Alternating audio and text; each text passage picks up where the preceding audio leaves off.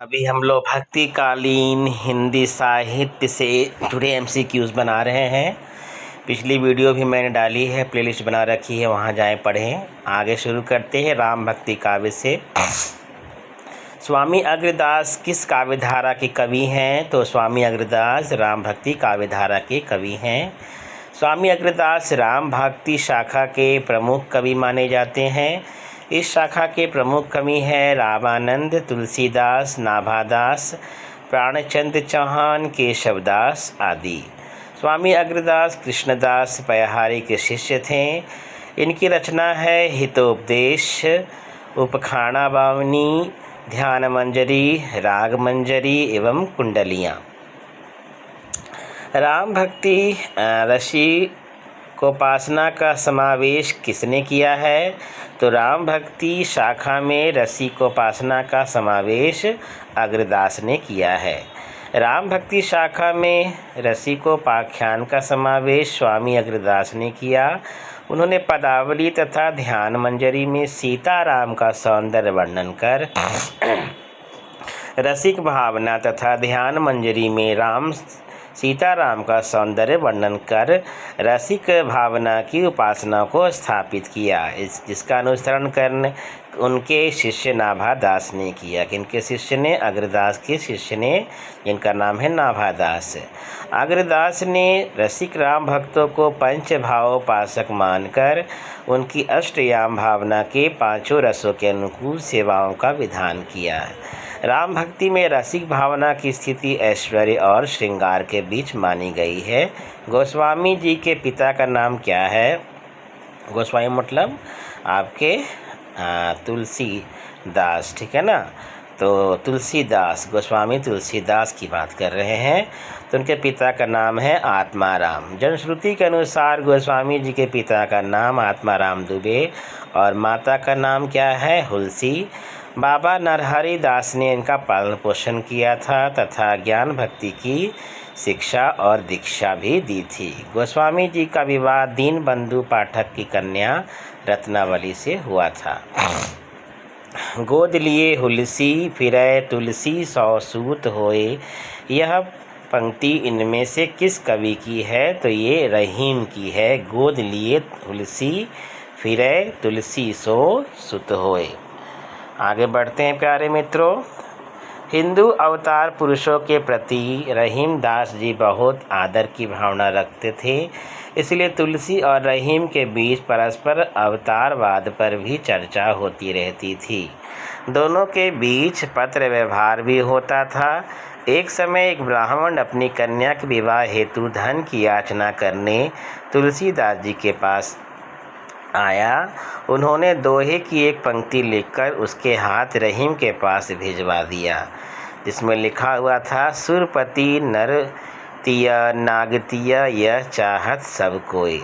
रहीम ने ब्राह्मण को वांछित धन दिया और दोहे की पूर्ति कर उसे वापस तुलसी के पास भेज दिया, जो इस प्रकार है, गोद लिए हुलसी फिरे तुलसी सो सुत होए। आगे सेम टू सेम है आपका क्वेश्चन नंबर 5। तुलसी की भक्ति का स्वरूप क्या था? तो तुलसी जी की भक्ति का स्वरूप दास्य था। तुलसी की भक्ति दास भाव से उत्प्रोत है। यही कारण है कि तुलसी राम के सम्मुख विनम्र रहे हैं।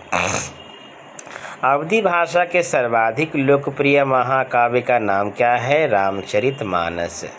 रामचरितमानस अवधी भाषा का सर्वाधिक लोकप्रिय महाकाव्य है और यह राम कथा पर आधारित है, जिसकी रचना काशी, चित्रकूट और अयोध्या में हुई।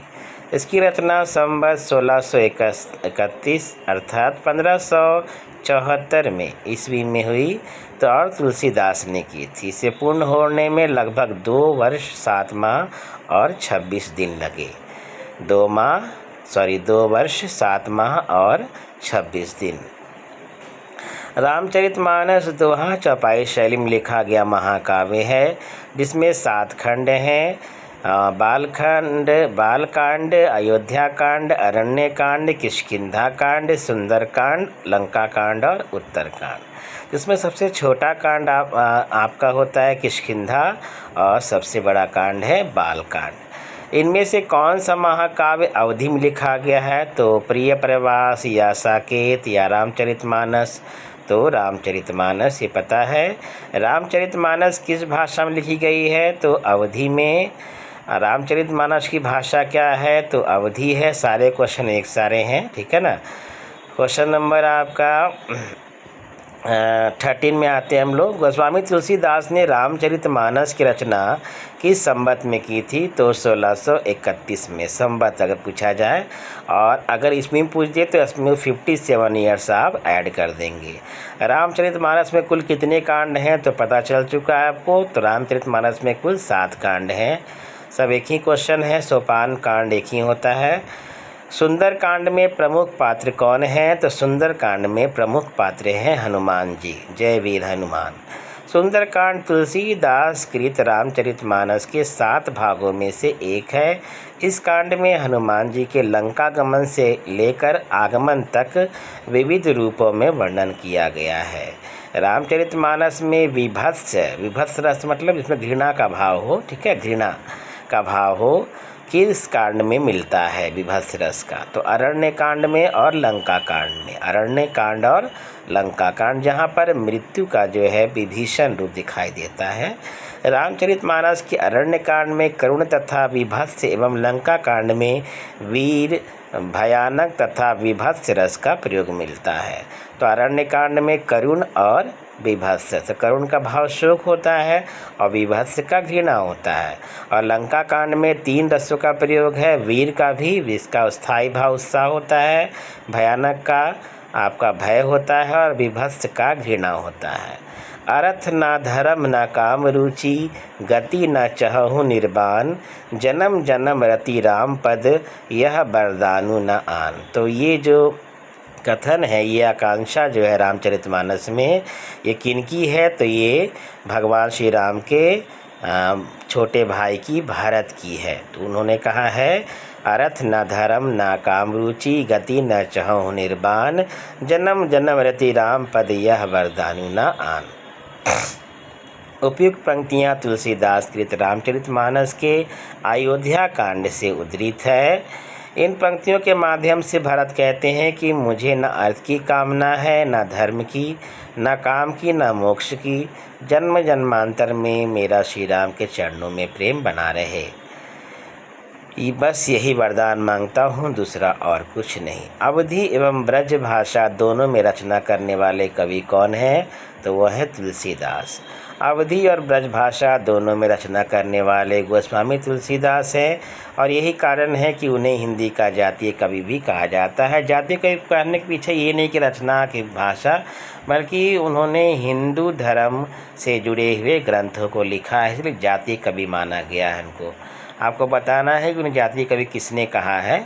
उन्होंने हिंदी क्षेत्र की मध्यकाल में प्रचलित दोनों काव्य भाषा, जैसे ब्रज और अवधि, ये आपकी मध्यकाल में प्रचलित थी भाषा। अवधि और ब्रज भाषा में समान अधिकार से रचना की। वस्तुतः तुलसी ने गीतावली, कवितावली आदि में मुक्तक में कथा कही है। तुलसीदास द्वारा रचित 12 ग्रंथ माने जाते हैं। प्रामाणिक ग्रंथ 12 हैं। कितने हैं? 12 प्रामाणिक ग्रंथ हैं, जिसमें वैराग्य सांदीपनी, रामलला नहछु, रामाज्ञा प्रश्न, बरवै रामायण, जानकी मंगल, श्री कृष्ण गीतावली, पार्वती मंगल गीतावली, दोहावली, कवितावली, विनय पत्रिका, रामचरितमानस। रामाज्ञा प्रश्न में 7 सर्ग हैं। प्रत्येक सर्ग में 7 कोष्ठक हैं और प्रत्येक कोष्ठक में 7 दोहे हैं। तुलसीदास ने रामाज्ञा प्रश्न की रचना मात्र 6 घंटे में ही की थी। अगला प्रश्न है, निम्नलिखित में से कौन सी रचना तुलसीदास की नहीं है? तो कवितावली है, विनय पत्रिका है और गीतावली भी है, लेकिन आपकी रामचंद्रिका की रचना नहीं है। इनमें से कौन सी रचना तुलसीदास की नहीं है? तो आपकी साकेत नहीं है। साकेत उनकी रचना नहीं है, उनकी रचना है रामचरितमानस, कवितावली और गीतावली। तो साकेत किसकी रचना है बताएंगे आप हमें कमेंट बॉक्स में। भक्ति काल के किस कवि को जातीय कवि कहा जाता है? तो तुलसीदास को कहा जाता है। वैराग्य सांदीपनी किनकी रचना है? तुलसीदास की। इनमें से कौन सा कथन असत्य है? तो प्रभु तुम चंदन हम पानी, रैदास की पंक्ति है, ये गलत है, ठीक है ना, सॉरी, संत तुलसीदास ज्ञानाश्रय शाखा के कवि हैं, ये गलत है और तीनों सही है। तीनों में है ज्ञानाश्रय शाखा के कवि निराकार की उपासना करते हैं, बिल्कुल सही। कबीर संत कवि हैं, ये भी सही है। प्रभु तुम चंदन हम पानी, रैदास की पंक्ति है, बिल्कुल सही है ये। और संत तुलसीदास ज्ञानाश्रय शाखा के कवि हैं, ये गलत है। जबकि हमारे तुलसीदास जी आपके हैं रामाश्रय शाखा के कवि। भक्ति काल की रामाश्रय शाखा के निम्न में से कौन से कवि हैं? तो आपके हैं तुलसीदास, क्योंकि सूरदास जो है वो भक्ति काल के कृष्णाश्रयी शाखा के कवि माने जाते हैं। और मीराबाई भी कृष्णाश्रयी शाखा की कवित्री हैं। जयसी के बारे में तो पता ही है आपको, वो तो आदिकाल के कवि हैं। आगे चलते हैं हम लोग। निम्नलिखित विकल्पों में जो राम भक्ति काव्य की विशेषता नहीं है उसे छाटिए। तो राम भक्ति काव्य की विशेषता कौन नहीं है? तो पहला है विष्णु के अवतार रूप में राम का वर्णन, सही है ये। लोक मंगल एवं सामान्य भावना का प्रतिपादन, ये भी सही है आपका। उसके बाद है असत असत अपत सदगति की विजय, ये भी सही है। कृष्ण की विविध लीलाओं का गायन, ये आपका गलत है, क्योंकि राम भक्ति से संबंधित कविताएं लिखी किन्होंने बताइए? हमारे तुलसीदास जी ने, ठीक है ना। उन्होंने जो है राम भक्ति काव्य में कृष्ण का वर्णन नहीं है, ठीक है। तो ये कृष्ण की विविध लीलाओं का गायन कहाँ मिलेगा आपको? कृष्ण भक्ति शाखा मिलेगा, जो कृष्ण भक्त कवि हुए। कृष्ण की विविध लीलाओं का गायन राम भक्ति काव्य की विशेषता नहीं, बल्कि यह कृष्ण भक्ति काव्य की विशेषता है। शेष राम भक्ति काव्य की विशेषताएं हैं।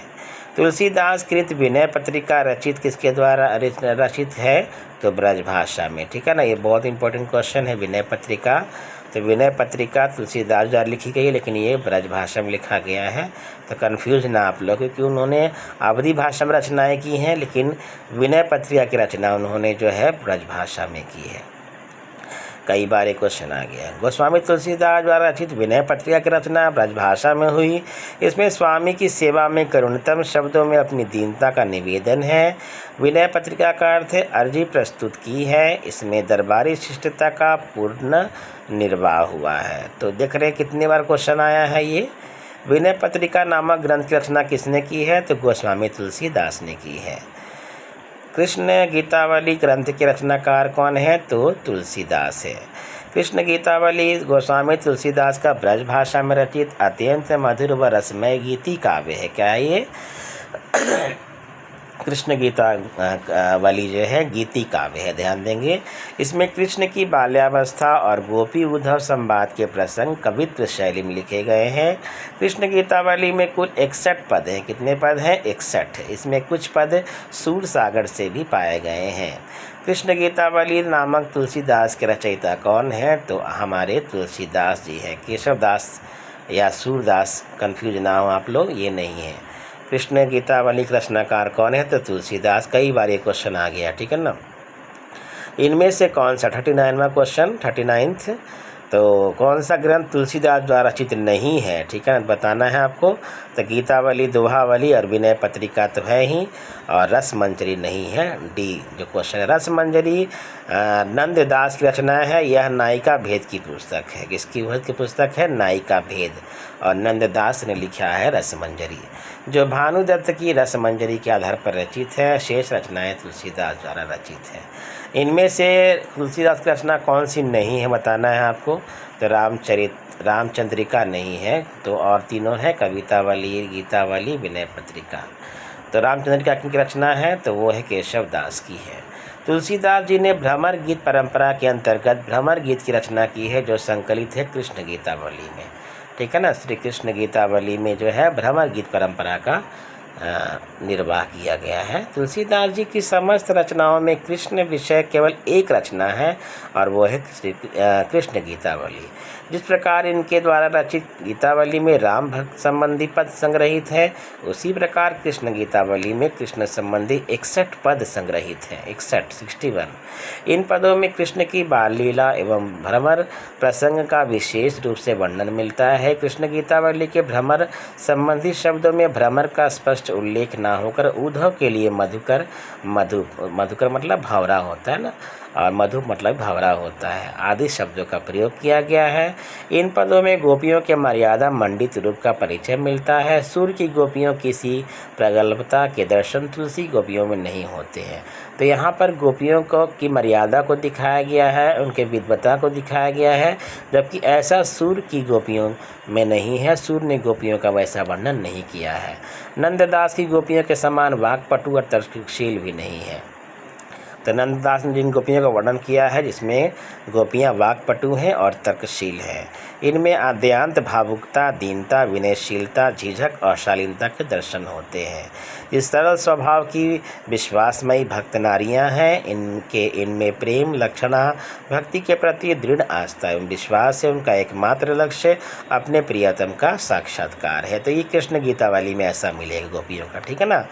भक्ति काल के किस कवि ने संस्कृत को छोड़कर किसी भी शास्त्रीय परंपरा का निर्वहन नहीं किया, तो वो है हमारे गोस्वामी तुलसीदास। तुलसीदास ने अवधि में लेखन के साथ संस्कृत की परंपरा को अक्षुण्ण बनाए रखा। तुलसीदास ने अपने काव्य में छंदों का समुचित निर्वाह किया है। गीतावली कैसा काव्य है, तो मुक्ता काव्य है। गीतावली गोस्वामी तुलसीदास का रचित मुक्ता काव्य है। तुलसी जिस प्रकार भाषा ब्रजभाषा और अवधि दोनों भाषाओं पर समान अधिकार रखते हैं, उसी प्रकार प्रबंध और मुक्तक दोनों की रचनाओं में कुशल हैं। गोस्वामी तुलसीदास ने गीतावली और कवितावली आदि में मुक्तक शैली में रामकथा कही है। गीतावली और कवितावली जो है दोनों मुक्तक काव्य है, ठीक है ना, ये ध्यान रखना है आपको। और ब्रजभाषा अवधि भाषा पर भी उनका उतना ही अधिकार। तुलसीदास ने किस काव्य की रचना सूरदास के अनुकरण पर की थी, तो वो है गीतावली। तो गीतावली किसके काव्य का अनुकरण है, तो सूरदास जी का। आचार्य शुक्ल ने हिंदी साहित्य के इतिहास में लिखा है कि गीतावली की रचना गोस्वामी तुलसीदास ने सूरदास के अनुकरण पर की है। बाल लीला के कई पद ज्यों के त्यों सूरदास से मिलते हैं, केवल राम श्याम का अंतर है।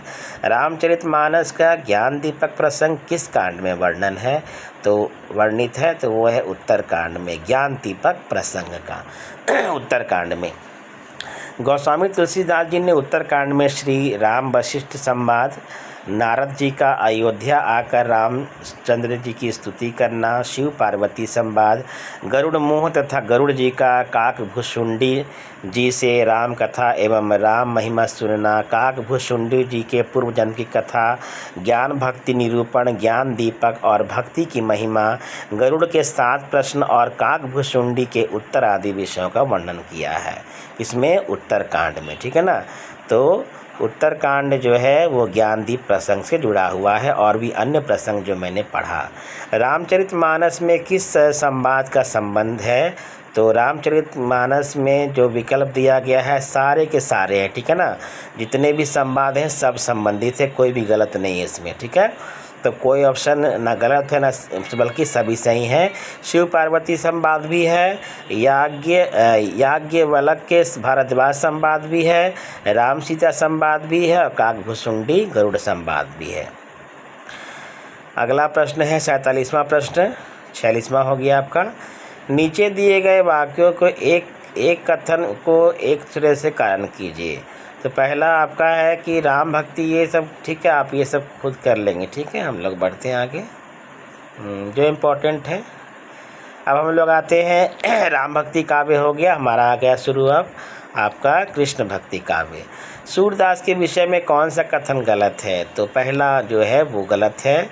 सूरदास को सही विद्वान जनमानद मानते हैं, गलत है। सूरदास नहीं, गलत है ये, ठीक है ना। ये देखिए, तो सही क्या है कि सूरदास श्रीनाथ जी के मंदिर में भजन मंदिर जो वृंदावन में था वहाँ भजन कीर्तन करते थे।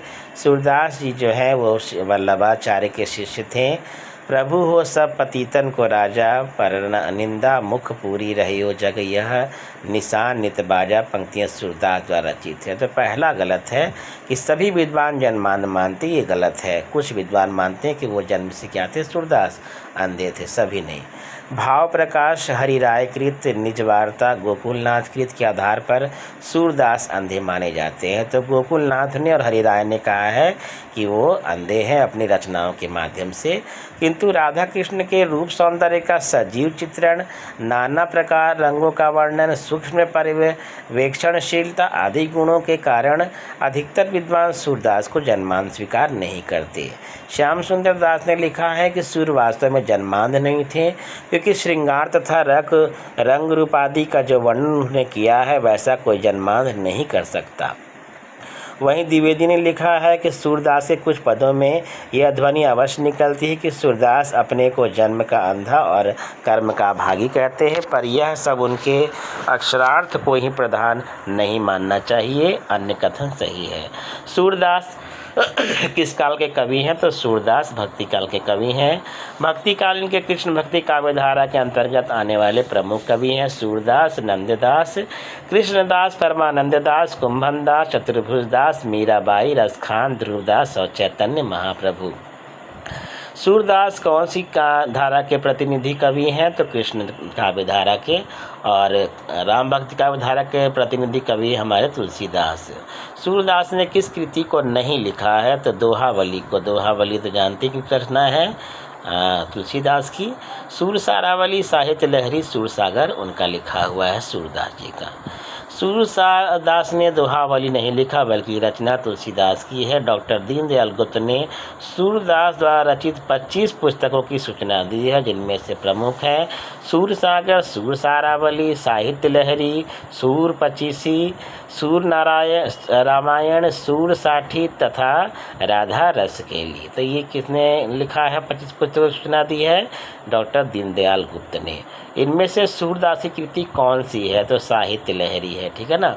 कवितावली, गीतावली ये तो आपके तुलसीदास जी का है। सूरसागर किस भाषा की कृति है? तो ये ब्रज भाषा की है। शुक्ल जी ने प्रमाणों के अभाव में सूरसागर को ब्रज भाषा की पहली रचना माना है, ठीक है ना। तो सूरसागर को पहली रचना मानने वाले ब्रज भाषा की पहली रचना किन्होंने माना है? हमारे शुक्ल जी ने। इनमें से सूर्य की रचना कौन सी नहीं है बताना है आपको। तो इनमें से जो रास पंचाध्यायी है ये सूर्य की रचना नहीं है, और सभी रचनाएं सूरदास की हैं। सूरसागर, सूरसारावली और साहित्य लहरी। रास पंचाध्यायी की रचना नंददास ने की है, वो भी कृष्ण भक्ति काव्य के जुड़े थे, ठीक है ना। श्रृंगार और वात्सल्य रस का सम्राट किसे कहते हैं? तो सूरदास को श्रृंगार और वात्सल्य रस का सम्राट कहते हैं। श्रृंगार और वात्सल्य रस का सम्राट सूरदास को कहते हैं। सूर के भाव चित्रण में वात्सल्य भाव को श्रेष्ठतम कहा जाता है। वात्सल्य भाव के पदों की विशेषता यह है कि उनको पढ़कर पाठक जीवन के नीरस और जटिल समस्याओं को भूलकर उसमें मगन हो जाता है। दूसरी ओर भक्ति के साथ श्रृंगार को जोड़कर उनके संयोग एवं वियोग पक्षों का जैसा मार्मिक वर्णन सूर ने किया वैसा अन्यत्र कहीं और नहीं मिलता। चलिए आगे बढ़ते हैं मित्रों। सूरसागर के दृष्टकूट पद किस काव्य ग्रंथ में संकलित हैं? तो वो है साहित्य लहरी। साहित्य लहरी सूरदास के सुप्रसिद्ध दृष्टकूट पदों का संग्रह है। साहित्य लहरी दृष्टकूट पद, इसमें अर्थ गोपन शैली में राधा कृष्ण की लीलाओं का वर्णन है। साथ ही अलंकरण निरूपण की दृष्टि से भी इस ग्रंथ का महत्व है। सूरसागर की रचना भागवत की पद्धति पर 12 स्कंधों में हुई है। तो सूरसागर की रचना भागवत की पद्धति में 12 स्कंधों में हुई है। और साहित्य लहरी जो है वो सुप्रसिद्ध दृष्टिकूट पद का संग्रह है, जिसमें अर्थ गोपन शैली में राधा कृष्ण के लीलाओं का वर्णन है। साथ ही निरूपण, अलंकार निरूपण की दृष्टि से भी इस ग्रंथ का बहुत महत्वपूर्ण है। सूरदास किस रस का कोना कोना झाँक आए हैं? तो वात्सल्य का, और ये कथन है शुक्ल जी का। वात्सल्य भाव अत्यंत कोमल और शाश्वत भाव है। जब यह सृष्टि रहेगी इस भाव की मान्यता भी रहेगी। सूरदास के लिए आचार्य शुक्ल ने कहा था कि वे वात्सल्य रस का कोना कोना झाँक आए हैं। सैयद इब्राहिम का कवि नाम क्या है? तो रस खान है, ठीक है ना। रस खान भी कृष्ण भक्ति कविता के मुख्य कवि माने जाते हैं, जिनका कवि नाम क्या है? सैयद मतलब मूल नाम उनका सैयद इब्राहिम है और कवि नाम रस खान है। रसखान का वास्तविक नाम सैयद इब्राहिम था। इनकी प्रमुख रचनाएं हैं सुजान रसखान, प्रेम वाटिका, ठीक है ना, ये 2 रचनाएं प्रमुख हैं। रसखान का वृत्तांत 252 वैष्णव की वार्ता में मिलता है। रसखान का वृत्तांत कहाँ मिलता है? 252 वैष्णव की वार्ता में। और उससे ज्ञात होता है कि लौकिक प्रेम से कृष्ण प्रेम की ओर उन्मुख हुए। इनकी प्रसिद्ध कृति प्रेम वाटिका का रचना काल 1614 है। ये गोसाई विठल नाथ के शिष्य थे। रसखान को सवैया छंद सिद्ध था, नहीं सवैया छंद में रचना करते थे। जितने सरस सहज प्रवाहमय सवैया रसखान के हैं उतने शायद ही किसी अन्य कवि के थे हो। रसखान ने सूफियों का हृदय लेकर कृष्ण की लीला पर काव्य रचे हैं, ठीक है ना, सूफियों का हृदय लेकर कृष्ण की लीला पर काव्य रचे हैं। प्रेम वाटिका नामक ग्रंथ किनकी रचना है? तो रसखान की। भक्ति काल के किस कवि को जड़िया विशेषण से विभूषित किया गया? तो नंददास को, ठीक है ना, भक्ति काल के नंददास को जड़िया विशेषण से विभूषित किया गया। नंददास को जड़िया कहा गया। क्यों कहा गया वो देखिए यहाँ पर। नंददास 16वीं शताब्दी के अंतिम चरण के कवि थे, ठीक है ना, 16वीं शताब्दी के शती के अंतिम चरण के कवि थे। यह भक्तिकालीन कृष्ण भक्ति काव्यधारा के कवि थे। ये हिंदी के अष्टछाप के प्रमुख कवियों में सूरदास के बाद सबसे अधिक प्रसिद्ध हुए। इनके काव्य के विषय में यह उक्ति प्रसिद्ध है, और कवि गढ़िया नंददास जड़िया। इससे प्रकट होता है कि इनके काव्य का कला पक्ष महत्वपूर्ण है। इनकी रचना बड़ी सरस और मधुर है। इनकी सबसे बड़ी प्रसिद्ध पुस्तक है रास पंचाध्याय, किनकी? नंददास की, जो रोला छंद में लिखी गई है। कि छंद में? रोला छंद में। नंददास की अन्य प्रमुख रचनाएं हैं भागवत दशम स्कंध, रुक्मणी मंगल, सिद्धांत पंचाध्याय, रूप मंजरी, मान मंजरी, रस मंजरी, विरह मंजरी, दान लीला, मान लीला, सुदामा चरित और भंवर गीत, ठीक है ना। फिर रिपीट कर देता हूँ मैं। भागवत दशम स्कंध, रुक्मणी मंगल, सिद्धांत पंचाध्याय, रूप मंजरी, मान मंजरी, रस मंजरी, विरह मंजरी, दान लीला, मान लीला, सुदामा चरित, भंवर गीत, ये सारे इंपॉर्टेंट है नंददास की रचना। तो और कवि गढ़िया नंददास जड़िया किनके लिए कहा गया है? नंददास के लिए कहा गया ना। जड़िया कवि मतलब जो कला पक्ष पर ज़्यादा ध्यान दे, ठीक है ना। अनेका आर्थक मंजरी एक प्रकार का पर्याय कोश काव्य है, आप ग्रंथ है आपका। अनेकार्थक मंजरी क्या है? पर्याय कोश ग्रंथ है। ध्यान मंजरी अमर कोश के आधार पर शब्दों के पर्यायवाची लिखे गए हैं। मान मंजरी में भी अमर कोश के आधार पर शब्दों के पर्यायवाची लिखे गए हैं। रूप मंजरी नंददास का लघु आख्यान काव्य है। लघु आख्यान काव्य कौन सा है? रूप मंजरी। भंवर गीत का मूल उद्देश्य क्या है? तो निर्गुण निराकार ब्रह्म की उपासना का खंडन करते हुए सगुण साकार भक्ति की, कृष्ण की भक्ति की स्थापना करना, ठीक है ना, भंवर गीत का मूल उद्देश्य। सिद्धांत पंचाध्यायी में कृष्ण की रासलीला से संबंधित रचना है। नंददास का भंवर गीत सूर के भ्रमर गीत के समरूप ही माना जाता है ना। सूरदास ने भ्रमर गीत जो लिखा है उसके समरूप ही नंददास का भंवर गीत माना जाता है। परंतु दोनों में बड़ा अंतर यह है कि जहाँ भ्रमर गीत में उद्धव, नंद, यशोदा और साथी गोपियों कृष्ण विरह जनित संताप को शांत करने जाते हैं, वहीं नंददास के भंवर गीत में उद्धव के आने का प्रयोजन केवल गोपियों को समझाना है, ठीक है ना। तो नंददास ने केवल गोपियों की बात की है और बात की है कि उद्धव उनको आए थे केवल समझाने के लिए। कहाँ आए थे? गोकुल आए थे। लेकिन आपके जो सूरदास जी जो लिखते हैं उसमें जो है यशोदा, नंद जी का और उद्धव और गोपियों जी का जो है जो विरह जनित जो आपका दुख है उसको प्रकट किया गया है, और संताप को शांत करने के लिए आते हैं कौन? उद्धव जी, ठीक है ना। नंददास किस काव्यधारा से संबंधित है? तो कृष्णदास काव्यधारा से। सुदामा चरित के लेखक कौन है? तो नंददास हैं। नंददास किनके रचयिता हैं? सुदामा चरित के। आगे है भ्रमर गीत परंपरा में भंवर गीत की रचना किन्होंने की है? तो आपके नंददास जी ने। कन्फ्यूज नहीं होना आपको, ठीक है ना। सूरदास ने भ्रमर गीत परंपरा का निर्वहन किया है, लेकिन यहाँ भंवर गीत किया गया है। भंवर भ्रमर गीत नहीं है। रस मंजरी किस कवि की कृति है? तो नंददास की रस मंजरी। रास पंचाध्याय की रचना किन्होंने किया है? रास पंचाध्याय के लेखक कौन है? तो वो हैं आपके नंददास। नंददास ने रास पंचाध्याय की रचना की है। इसी नाम से रहीम ने भी एक काव्य की रचना की है। तो दोनों आंसर हो जाएगा, लेकिन रहीम जहाँ नहीं होगा वहाँ नंददास लगाएंगे आप। रास पंचाध्याय का रचयिता कौन है? तो वो आपके नंददास हैं।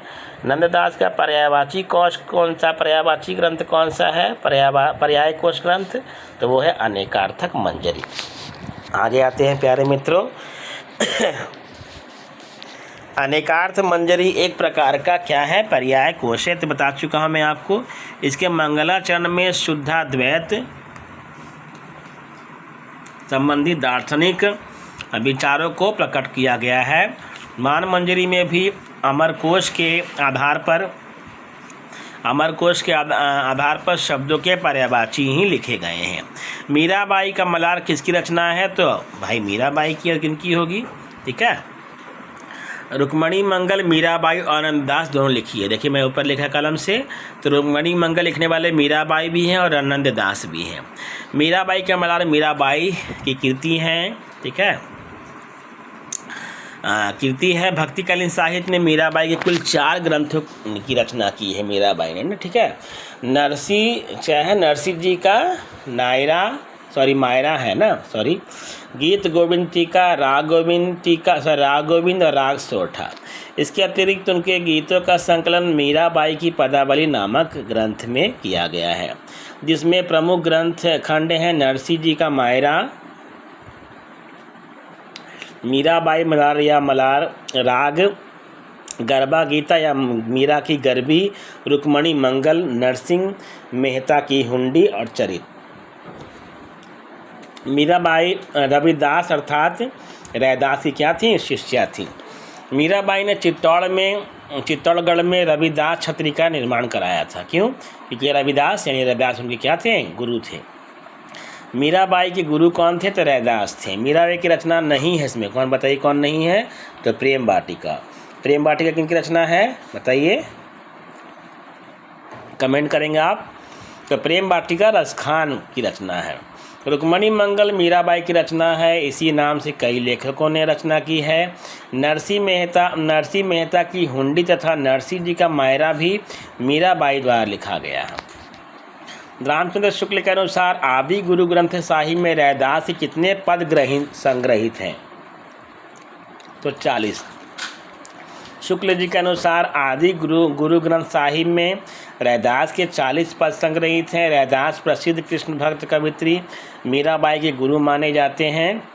रैदास जाति से के चमार थे। इनका जन्म काशी में 1388 में हुआ। आकाश धर्मा गुरु कहे जाने वाले रामानंद रैदास के भी गुरु थे। इनमें से पुष्टि मार्गी कवि कौन है? तो पुष्टि मार्गी कवि कौन है? तो सूरदास जी है। वल्लभाचार्य ने ब्रजमंडल में जिस कृष्ण भक्ति को प्रतिष्ठित किया उसका दार्शनिक आधार शुद्धाद्वैत दर्शन था। साधना और व्यवहार में शुद्धाद्वैत दर्शन के साथ जिस भक्ति को स्थान दिया उसका आधार उन्होंने पुष्टि मार्ग को बनाया। भगवान के अनुग्रह या कृपा का पोषण है, यही पुष्टि है। भगवान कृपा अनुग्रह या कृपा का नाम ही पोषण है, यही पुष्टि है। और इसी पुष्टि पर पुष्टि मार्ग की भक्ति पद्धति अवलंबित है। वल्लभाचार्य के अनुसार पुष्टि मार्ग ही सर्वश्रेष्ठ मार्ग है। उन्होंने भक्तों के 4 भेद किए हैं: प्रवाही पुष्टि भक्त, मर्यादा पुष्टि भक्त, पुष्टि पुष्ट भक्त तथा शुद्ध पुष्ट भक्ता, जो भगवान के अनुग्रह पर निर्भर होकर भी मर्यादा अनुसार कर्म करते हैं। वे मर्यादा पुष्ट तथा जो केवल अनुग्रह या कृपा का अवलंबन लेते हैं वे शुद्ध पुष्ट भक्त हैं। वल्लभाचार्य ने जिस पुष्टीय भक्ति संप्रदाय की स्थापना की थी उनका जिन हिंदी कवियों द्वारा प्रलंबन किया गया उन्हें अष्ट या अष्टछाप कवि कहा जाता है। इन अष्टछाप कवियों में सूरदास भी शामिल हैं, अतः वे पुष्टि मार्ग कवि हैं। वल्लभाचार्य द्वारा रचित ग्रंथ का नाम अणुभाष्य है। क्या नाम है? अणुभाष्य। इनके अन्य ग्रंथ है भागवत की सुबोधनी टीका, भागवत तत्वदीप निबंध, पूर्व मीमांसा भाष्य, गायत्री भाष्य, विद्वन मंडल, पत्रावलंबन, पुरुषोत्तम सहस्रनाम आदि। भागवत पुराण के अनुसार भगवान का अनुग्रह ही पोषण या पुष्टि है। आचार्य वल्लभ ने इसी भाव के आधार पर अपना पुष्टि मार्ग चलाया। इसका मूल सूत्र उपनिषदों में पाया जाता है। कंठोपनिषद में कहा गया है कि परमात्मा जिस पर अनुग्रह करता है उसी को अपना साक्षात्कार कराता है। पुष्टि मार्ग का परिवर्तन किसने किया है? तो वल्लभाचार्य ने किया है। पुष्टि मार्ग का परिवर्तन वल्लभाचार्य ने किया। पुष्टि मार्ग की भक्ति में पुष्टि भगवत अनुग्रह या कृपा कहा जाता है। इस मार्ग के अनुसार भक्ति के 3 प्रकार बताए गए हैं: मर्यादा भक्ति, प्रवाह भक्ति, पुष्टि या शुद्ध भक्ति। सूरदास वल्लभाचार्य के शिष्य थे। अष्टछाप के प्रमुख कवियों में से एक थे। वल्लभाचार्य का पुष्टि मार्ग अर्थात शुद्धता द्वैत दर्शन पर आधारित है। वल्लभाचार्य के गुरु विष्णु स्वामी थे। कौन थे? विष्णु स्वामी। वल्लभाचार्य की प्रमुख रचनाएं हैं पूर्व मीमांसा भाष्य, ब्रह्मसूत्र भाष्य, अनुभाष्य, श्रीमद्भागवत की टीका तथा तत्वदीप निबंध। वल्लभाचार्य ने जिस कृष्ण भक्ति को प्रतिष्ठित किया था उसका दार्शनिक आधार क्या था? तो शुद्धाद्वैत दर्शन। तत्वदीप निबंध किसकी रचना है? तो वल्लभाचार्य की। किसने पुष्टि मार्ग की स्थापना की? वल्लभाचार्य ने। वल्लभाचार्य का रचित ग्रंथ कौन है? अणुभाष्य। ठीक है ना, अणुभाष्य है। कृष्ण काव्य धारा के प्रवर्तक कौन हैं? तो हमारे स्वामी वल्लभाचार्य हैं।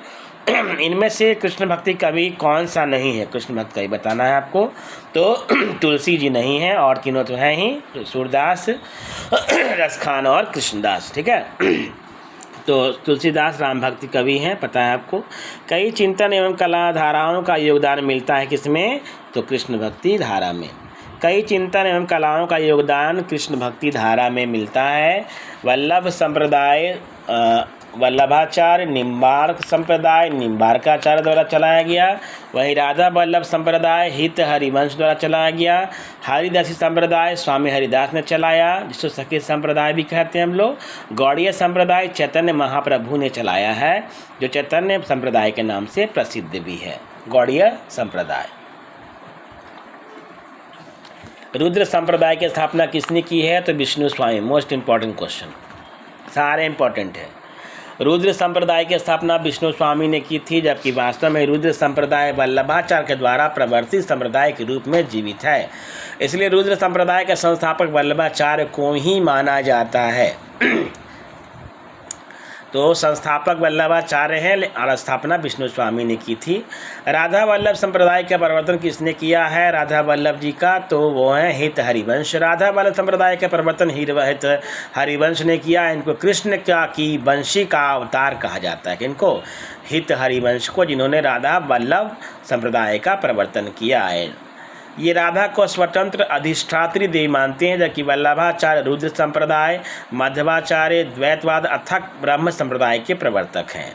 सहचरी सुख रसिक दास, हिया अनूप जी और हित वृंदावन दास राधा वल्लभ संप्रदाय कवि हैं। सहचरी सुख ने रंगमाल, रसिक दास ने चूड़ामणि, हिया अनूप जी ने माधुर्य विलास तथा हित वृंदावन दास ने फुटकर कविताओं की रचना की है।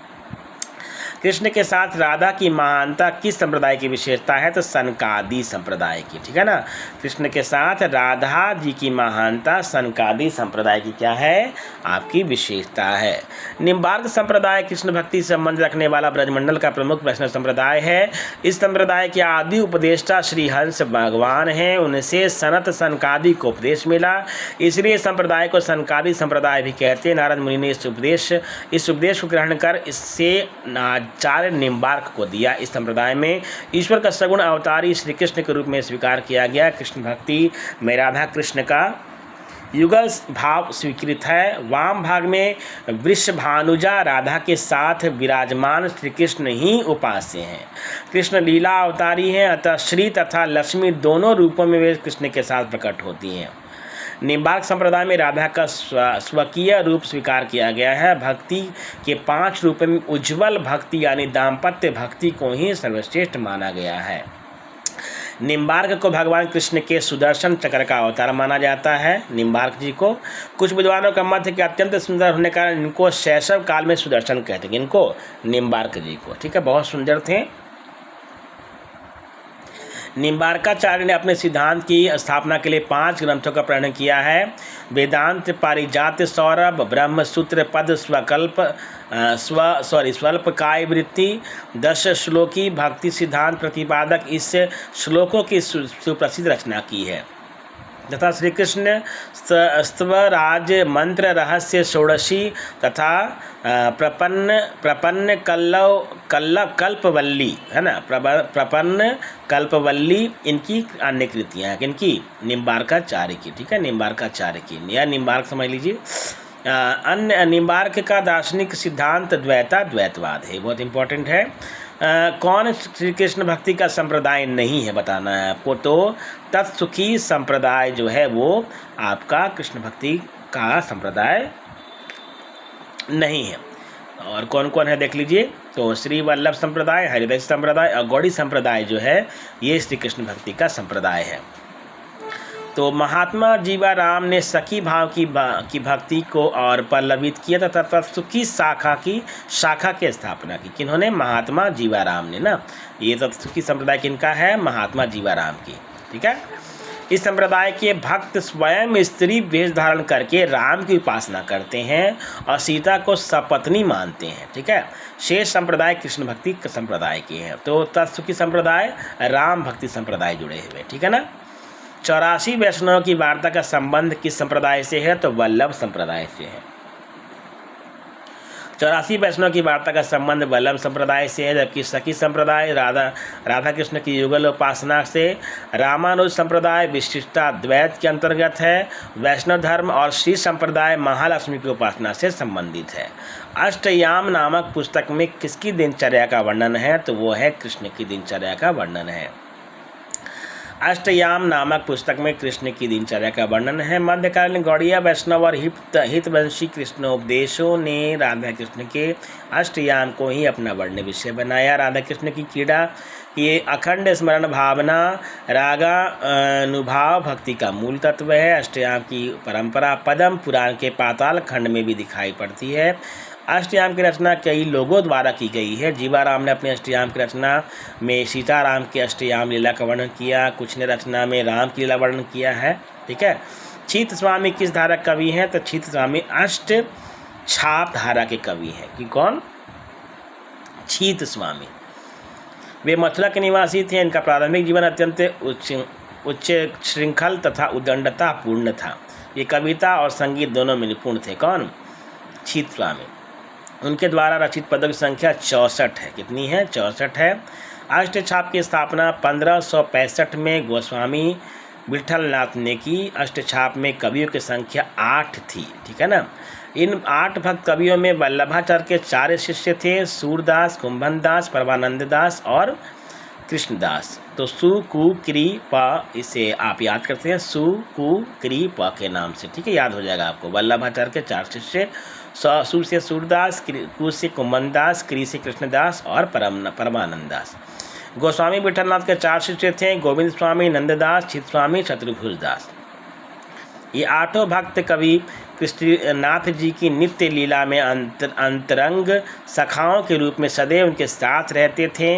इसी मान्यता के आधार पर इन्हें अष्ट सखा कहते हैं। वल्लभ संप्रदाय में सेवा विधि का बहुत बड़ा ही सांगोपांग वर्णन है और अष्टयाम की सेवा मंगलाचरण, श्रृंगार, ग्वाल, राजयोग, उत्थापतन, भोग, संध्या आरती और शयन को इस संप्रदाय में बड़े समारोह से स्वीकार किया गया। तो अष्टयाम की सेवा का नाम है, ठीक है, मंगलाचरण से लेकर शयन तक। अष्टछाप की स्थापना कब हुई है? तो 1565 में। और किसने की है? तो विठलनाथ ने की है, ठीक है ना। विठलनाथ किनके गुरु हैं? वल्लभाचार्य के गुरु हैं, ठीक है ना। चलिए आगे बढ़ते हैं हम लोग। अष्टछाप की स्थापना किसने की है? तो विठलनाथ ने की है। अष्टछाप के संस्थापक कौन है? तो विठलनाथ है। अष्टछाप की स्थापना का श्रेय किसके आता है? विठलनाथ। एक ही क्वेश्चन है, ठीक है। अष्टछाप के में कितने कवि संख्या है? कवि कितने हैं? तो 8 है, ठीक है। अष्टछाप में कौन सम्मिलित नहीं है? तो सी, केशवदास सम्मिलित नहीं है इसमें। 47वां प्रश्न। 48वां है आपका इनमें से कौन अष्टछाप कवि नहीं है? तो इसमें आपका हीर व्यासदेव। सूरदास किसके शिष्य हैं? तो वल्लभाचार्य के। सूरदास किसके शिष्य हैं? तो सेम क्वेश्चन है। 51वां प्रश्न है, बढ़ के आगे है 51 प्रश्न। नीचे दिए गए नामों में कौन से कवि वल्लभाचार्य के शिष्य नहीं है? चतुर्भुजदास, तो ये विठलनाथ के, ठीक है ना। तो सूरदास, कुंभनदास, परमानंद दास, सु कु क्री प्र। तो सु से सूरदास, कु से कृष्णदास और क्री से कृष्णदास और परमानंद दास, ये आपके वल्लभाचार्य के शिष्य हैं 4। निम्न में से कौन विठलनाथ का शिष्य है? तो विठलनाथ के चतुर्भुजदास हैं और सूरदास, परमानंद दास, कृष्णदास आपके वल्लभाचार्य का शिष्य हैं। इनमें से एक कवि अष्टछाप में नहीं है, तो कौन नहीं है? तो गोविंद स्वामी नहीं है, ठीक है ना।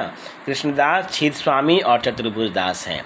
निम्न में से कौन अष्टछाप में शामिल नहीं है? तो परमानंद हैं, कृष्णदास भी हैं, सुंदरदास नहीं है ना, सुंदरदास नहीं है। अष्टछाप के प्रमुख कवि नंददास किनके शिष्य हैं? तो विठलनाथ के। अष्टछाप के प्रमुख कवि नंददास किनके शिष्य हैं? तो विठलनाथ के। Same question. वल्लभाचार्य के शिष्य कौन नहीं है? चतुर्भुजदास, ये विठलनाथ के हैं। निम्नलिखित में से अष्टछाप पे कवि नहीं है? तो मलुकदास नहीं है ना, और तीनों हैं सूरदास, नंददास, छीद स्वामी। मलुकदास अष्टछाप पे कवि नहीं है, बल्कि भक्ति काल के ज्ञानाश्रयी शाखा कवि हैं, ठीक है ना। तो यहाँ हम लोग तो वही पर कृष्णाश्रयी कविता पढ़ रहे हैं हम लोग ना। तो ये भक्ति काल के ज्ञानाश्रयी शाखा कवि हैं। इनका जन्म कौशाम्बी के कड़ाग्राम में हुआ। ज्ञानबोध, रतन खान, भक्ति विवेक इनके ग्रंथ हैं। कौन कौन? ज्ञानबोध, रतन खान, भक्ति विवेक इनका मलुकदास का। इनका काव्य ध्रुव चरित भी प्रसिद्ध है। इनकी रचना दोहे और चौपाइयों में तथा भाषा क्या है? अवधी में, ठीक है ना। निम्नलिखित में से अष्टछाप के अंतर्गत ना पढ़ने वाले कवि कौन है? तो सुंदरदास हैं, ठीक है। सुंदरदास अष्टछाप के कवि नहीं है। सूर, तुलसी व कबीर की तरह ही संत कवि सुंदरदास भक्ति काल के प्रमुख पथ प्रदर्शक माने जाते हैं। संत सुंदरदास ने 48 आध्यात्मिक अनुभूति ग्रंथों की रचना की। संत सुंदरदास ने काशी जाकर संस्कृत, हिंदी, पुराण, वेदांत का गहन अध्ययन कर ज्ञान अर्जित किया। भक्ति काल के संत कवियों के मुकाबले संत सुंदरदास सर्वाधिक ज्ञानी थे, शिक्षित थे, भाषा साहित्य के प्रकांड विद्वान थे। कौन? संत सुंदरदास। संत सुंदरदास के ग्रंथ हैं ज्ञान समुद्र और सुंदर विलास। ये लोकप्रिय ग्रंथ हैं, ज्ञान समुद्र और सुंदर विलास। ज्ञान समुद्र सुंदरदास का सर्वोत्कृष्ट ग्रंथ है। इनमें से कौन सा कवि अष्टछाप कवि नहीं है? तो वो हरिव्यास दास नहीं है, और नंददास, छीद स्वामी, परमानंद दास तो हैं ही अष्टछाप कवि। हरिव्यास देव अष्टछाप कवि ने बल्कि निम्बारकाचार्य संप्रदाय के कवि हैं। नाभादास द्वारा दी गई सूचना अनुसार श्री भट्ट के सुयोग्य शिष्य हरिव्यास हैं। हरिव्यास देव का निम्बार्क संप्रदाय में वही स्थान है जो वल्लभीय संप्रदाय में सूरदास जी का है। हरिव्यास देव ने निम्बार्क संप्रदाय का संगठन नए सिरे से किया। अपने संप्रदाय में उन्होंने रसिक संप्रदाय का प्रवर्तन किया। इनका रसिक संप्रदाय का प्रवर्तन किन्होंने किया है? हरिव्यास देव ने। इस शाखा को हरिव्यासी भी कहा जाता है। वे मधुर भाव के उपासक थे, कविता में अपना नाम हरिप्रिया रखते थे। वो हरिव्यास देव ने कई शाक्तों को वैष्णव बनाया और उनमें भक्ति का संचार किया। अरे यार, बार बार ऊपर हो जा रहा है। अष्टछाप कवि कौन नहीं है? तो स्वामी हरिदास नहीं है। कुंभनदास, परमानंद दास, छीद स्वामी तो हैं ही। स्वामी हरिदास जो तानसेन के गुरु माने जाते हैं, ठीक है ना, वो अष्टछाप कवि नहीं हैं। इन्हीं के नाम से हरिदासी संप्रदाय का नामकरण हुआ, किनके? स्वामी हरिदास के नाम से। सखी भाव प्रधान संप्रदाय होने के कारण इस संप्रदाय को सखी संप्रदाय भी कहा जाता है। किसको? हरिदासी संप्रदाय को, ठीक है। प्रभु दयाल मित्तल के अनुसार इनका समय 16वीं से 17वीं शती है। स्वामी हरिदास संगीत कला के मर्मज्ञ थे, किंतु ये एकमात्र भगवान को रिझाने के लिए ही गाते थे, और अकबरी दरबार के विख्यात गायक तानसेन इन्हीं के शिष्य थे। रस सिद्ध भक्त कवि हरिदास जी ने ध्रुपद शैली में श्रृंगार भक्त के गेय पदों की रचना की।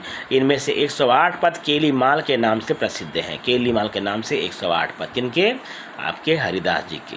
हरिदास संप्रदाय को अन्य किस नाम से पुकारा जाता है? बताएं आप फटाफट दम। तो सखी संप्रदाय। जुगलमान चरित्र नामक ग्रंथ के लेखक कौन है? कृष्णदास। जुगलमान चरित्र, ठीक है। तो सूरदास नंददास के पश्चात कृष्णदास अष्टछाप कवियों में तीसरे स्थान पर आते हैं, थर्ड पोजीशन। सूरदास पहले, सेकेंड नंददास और तीसरे कृष्णदास। वल्लभाचार्य ने इन्हें पुष्टि मार्ग में निश्चित किया। इनके द्वारा रचित रचनाएँ हैं, 3 रचनाएँ हैं जिनके द्वारा, कृष्णदास द्वारा, भ्रमर गीत, प्रेम तत्व और जुगलमान चरित्र। भ्रमर गीत, प्रेम तत्व, जुगलमान चरित्र। जुगलमान चरित्र में राधा कृष्ण का प्रेम वर्णित है और श्रृंगारिकता के कारण यह अधिक प्रसिद्ध हुआ। भ्रमर गीत प्रसंग का मूल स्रोत क्या है, कहाँ से लिया गया ये? तो श्रीमद् भागवत का 10वां स्कंद, मोस्ट इम्पॉर्टेंट। भ्रमर गीत प्रसंग सूर सागर का एक भाग है जिसका मूल स्रोत श्रीमद् भागवत के 10वें स्कंद का 46वां और 47वां अध्याय है। सूरदास का जन्म 1478 में हुआ, 1583 मृत्यु। वल्लभाचार्य के शिष्य थे। सूर का काव्य का विषय है कृष्ण भक्ति। सूर्य के भाव चित्र में वात्सल्य रस को श्रेष्ठ माना गया है। सूर की भक्ति पद्धति पुष्टि मार्गीय भक्ति है। भागवत में गोपियाँ उद्धव से मिलने पर कृष्ण की स्वार्थ मैत्री पर थोड़ा आक्षेप करती हैं और शीघ्र ही भ्रमर का प्रवेश हो जाता है। भंवर गीत में कुशल प्रश्न के पश्चात निर्गुण सगुण पर विवाद प्रारंभ होता है जो 22 छंदों तक चलता है, ठीक है ना। तो भ्रमर गीत और भंवर गीत, भ्रमर गीत भंवर गीत अलग अलग है। भ्रमर गीत का उपजीव ग्रंथ कौन सा है? तो श्रीमद् भागवत महापुराण। तो ये कृष्ण भक्ति काव्य और राम भक्ति काव्य ने कंप्लीट कर लिया। कल हम लोग रीति काल का अगले वीडियो में स्टार्ट करेंगे, ठीक है। चलिए।